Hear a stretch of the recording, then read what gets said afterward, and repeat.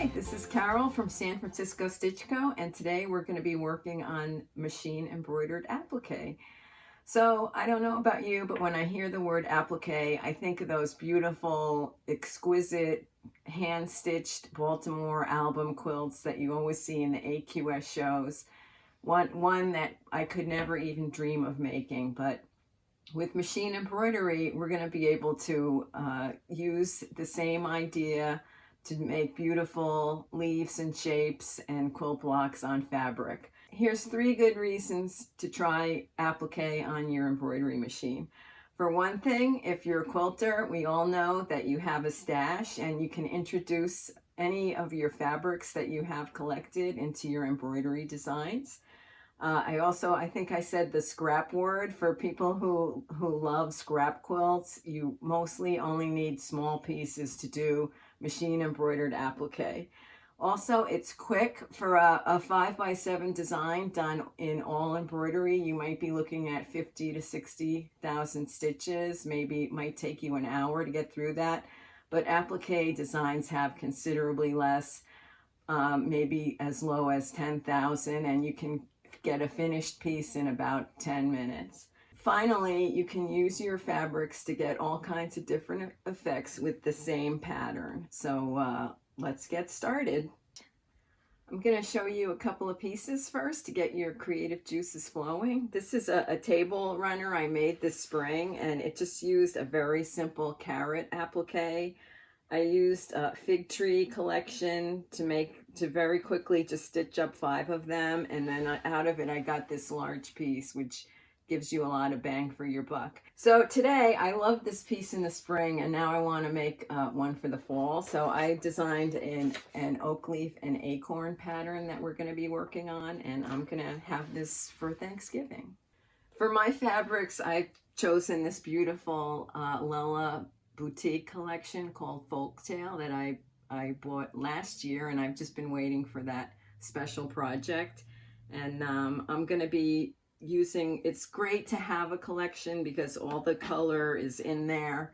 All the fabrics are going to coordinate, but don't be afraid to pull out colors and fabrics from your stash that you love. In my collection of fabric, there's a lot of different colors. I have like a soft pink, the browns, green, a darker rose color, whites. I have gold and blue, so there's a lot to choose from. And additionally, we're also going to look at the patterns. And one thing I liked about this collection is it has like some larger scale prints, some tiny prints. It has these cute little dots, which is very small. And then in addition to like floral elements, there's also geometric elements like the straight lines in this print.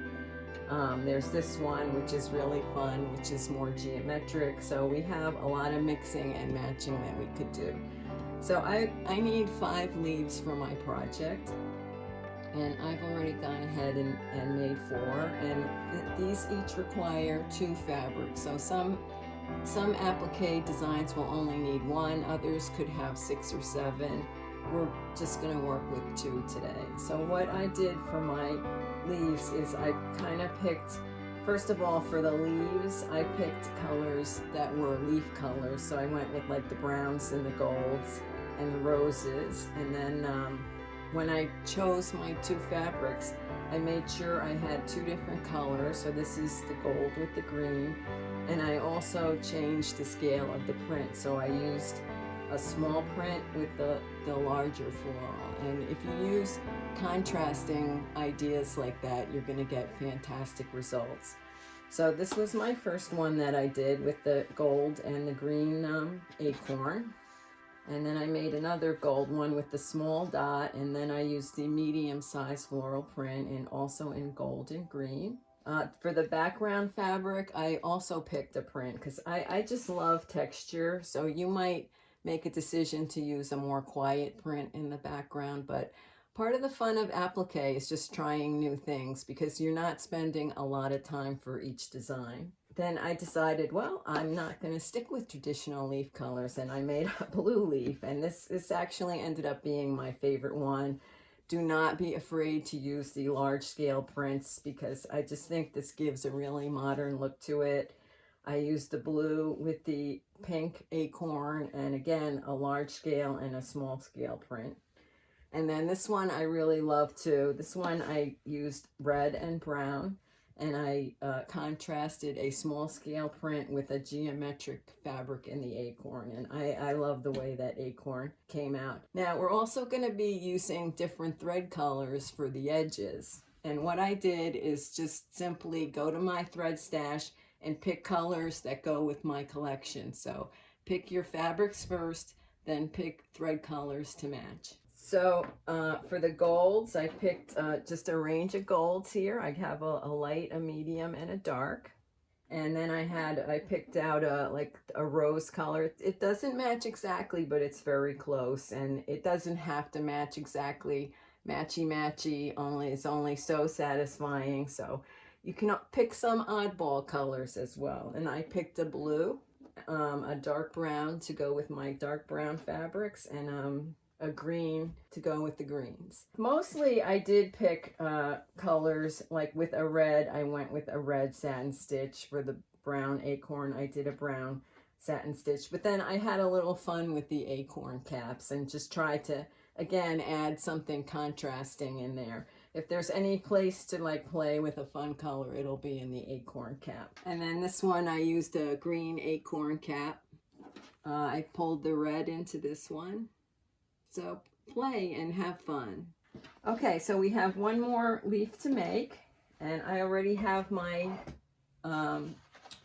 background fabric hooped. I love this little dot, and I'm going to use the large scale red, and I'm going to make another acorn with this geometric print just because I love it.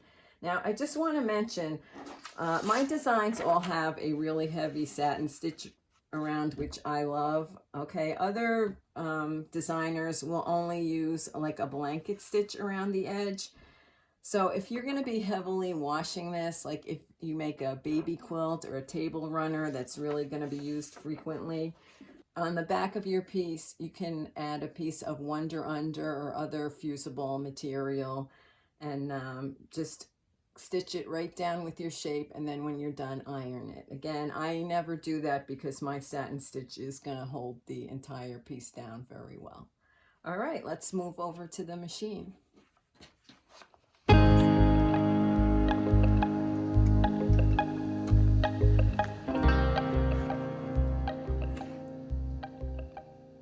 So I'm looking at my color chart, and the first thing that's listed is the placement line for the leaf. So I have loaded a darker thread so we can see it better for the video, but you may want to just match your background fabrics or the color of the satin stitch you're going to be doing, just so nothing shows through later. So let's stitch our placement line.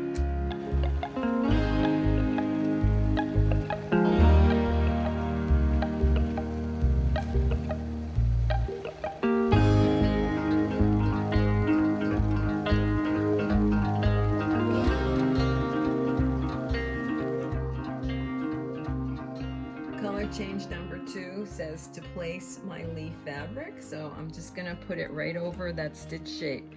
Now if you're a fussy cutting fan and you want like the big flower to be in a certain part of the leaf, you could just cut a bigger piece of fabric and then just hold it up to the window, and you'll see through and you'll be able to see exactly where your flowers are. But I'm just gonna go with random today.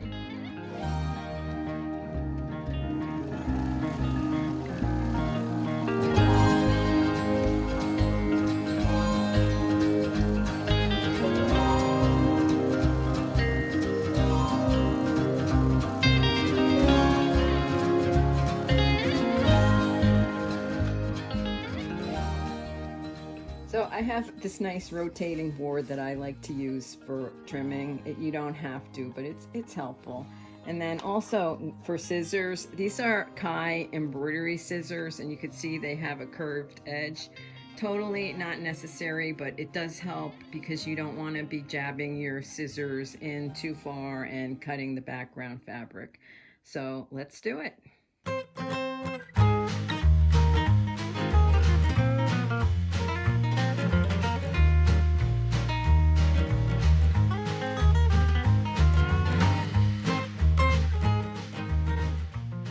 So sharp scissors are an absolute must, and I'll tell you that's the most time-consuming part of this whole process, and that took me only a minute.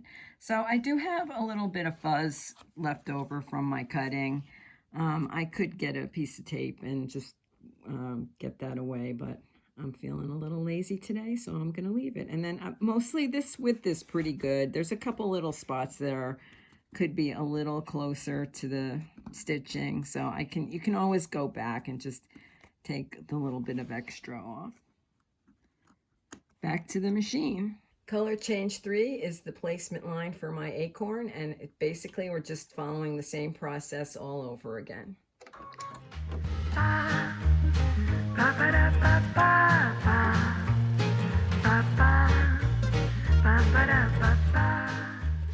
Here's my little square of gold fabric. Just make sure it covers everything.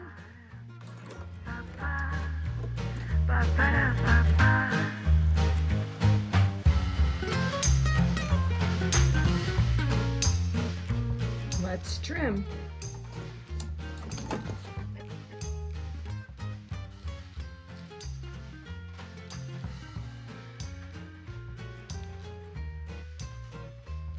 Okay, now all our fabrics are laid, and it's the easy part.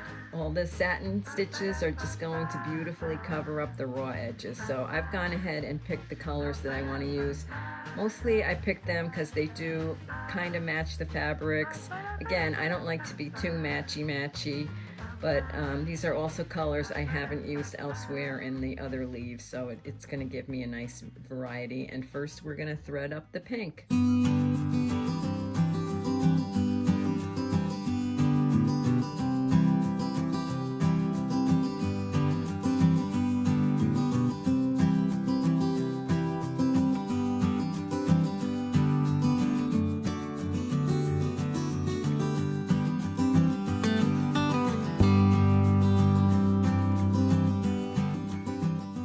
Now I've threaded up the dark gold for the acorn satin stitching. This is all listed on the color chart.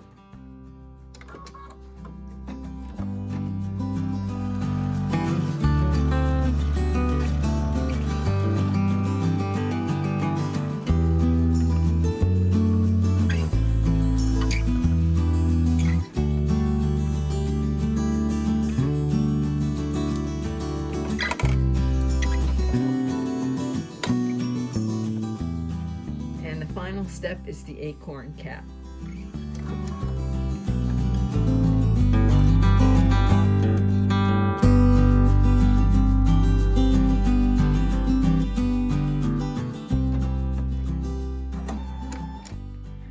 Okay, our design is now complete, and you might be tempted to rip it out of the hoop and just see how beautiful it looks, but don't do that because I have one more tip for you. All right, here's our finished applique, and just one more tip. At some point we will be trimming this to put it in a project, and if you notice, this design doesn't have any like straight lines or any perpendicular lines that I'll be able to square up with my ruler. So before I take it out of the hoop, I'm just gonna draw the hoop lines in right here.